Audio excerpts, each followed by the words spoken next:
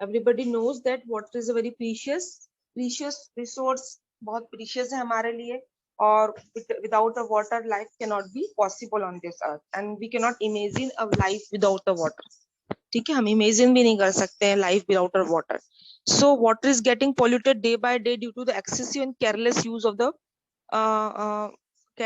of the percent of available drinking water is reducing. जैसे हमने जब पहले पढ़ा था एटमॉस्फेयर के बारे में, तो हमने देखा था कि हमारे पास सिर्फ 0.3 कुछ परसेंट ही फ्रेश वाटर है, अदरवाइज सारा तो ओशन वाटर है या सॉल्ट वाटर है ना। कुछ परसेंट हमारे पास जो है वो फ्रेश वाटर है, जो हम यूज करते हैं हमारी डेली चीजों के लिए, पीने के लिए। और अगर उसी को अगर आप उसी को ही कंटामिनेट कर देंगे तो आप सोचिए आप हम लोग क्या यूज करेंगे। सो ओनली 0.3% या 0.4% वाटर जो है वो ही फ्रेश वाटर है। ठीक है, तो we are getting polluted, we are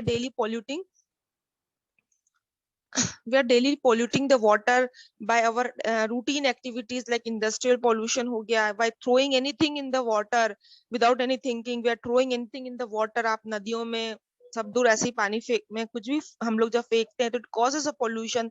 directly हम रिलीज करते हैं हमारे जितना भी वेस्ट है into the water, so it will lead to the pollution, it will lead to the water pollution. ठीक है, ये सब चीजें it will causes the pollution. So they are the many way which causes a water pollution। बहुत सारी चीजें हैं, बहुत सारे फैक्टर्स हैं जिससे कि वाटर पोल्यूशन होता है। ठीक है, and it affect are very harmful for all the living and the non-living objects, even the aquatic animals, क्योंकि हमको पता है there is an ecosystem in the aquatic ecosystem भी अपना एक खुद का अलग है, and if we are polluting that ecosystem तो aquatic animals are harmed, so it affect the food chain।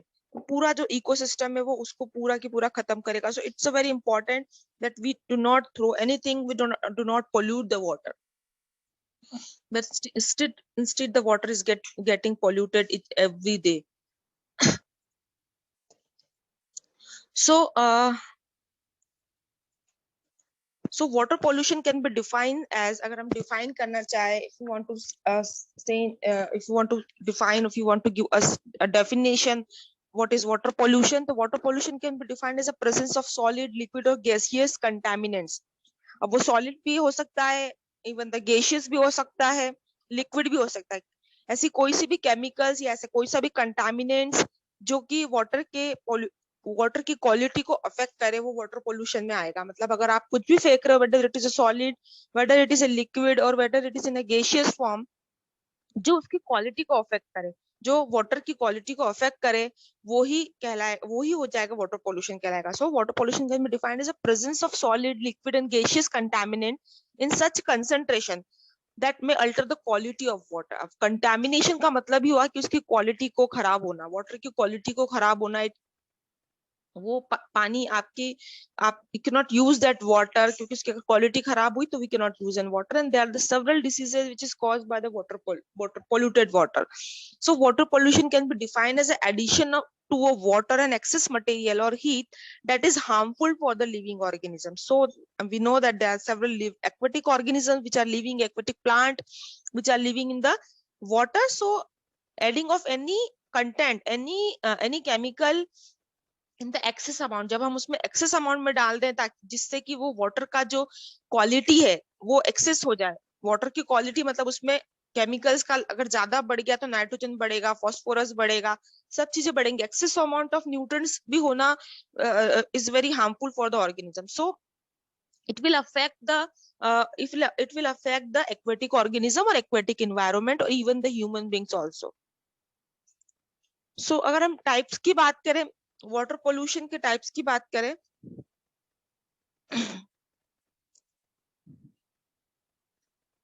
Water pollution की टाइप की बात करें तो surface water pollution and the ground water pollution. Surface water pollution means found on the exterior of the earth, oceans, reverse and lake. Surface पे जब हम contaminate कर रहे हैं, सरफेस वाटर को हम कंटामिनेट कर रहे हैं, मतलब रिवर्स को, ओशंस को, लेक्स को, है ना, नदी को आप कंटामिनेट कर रहे हो, कोई लेक को आप कंटामिनेट करो, क्योंकि we are throwing in industrial waste to the rivers and all that will lead to the surface water pollution, उसको हम कहलाएंगे surface water pollution।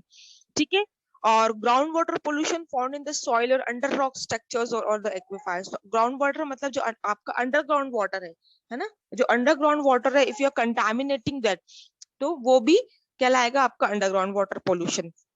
जब आप कचरा फेंकते हैं तो इट विल क्रिएट, धीरे धीरे वो लीक होता है सॉइल के अंदर जाके, आपका जो अंडरग्राउंड वाटर है जो आप थ्रो कर रहे हैं, इंडस्ट्रियल वेस्ट का जो आप थ्रो करते हैं, वो भी धीरे धीरे सॉइल एब्जॉर्ब और वो आपके जो अंडरग्राउंड वाटर है उसमें जाके मिल जाएगा। सो it will also affect your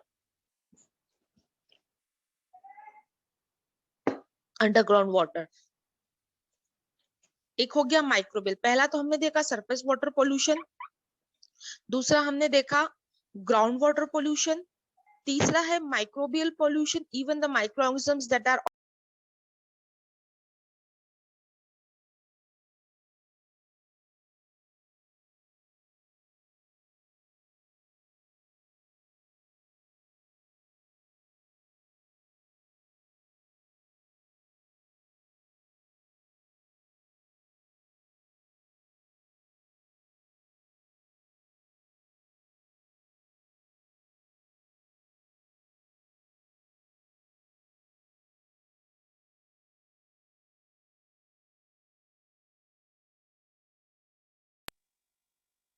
so microbial pollution is also a one type of pollution when that causes illness to the animals and the fishes.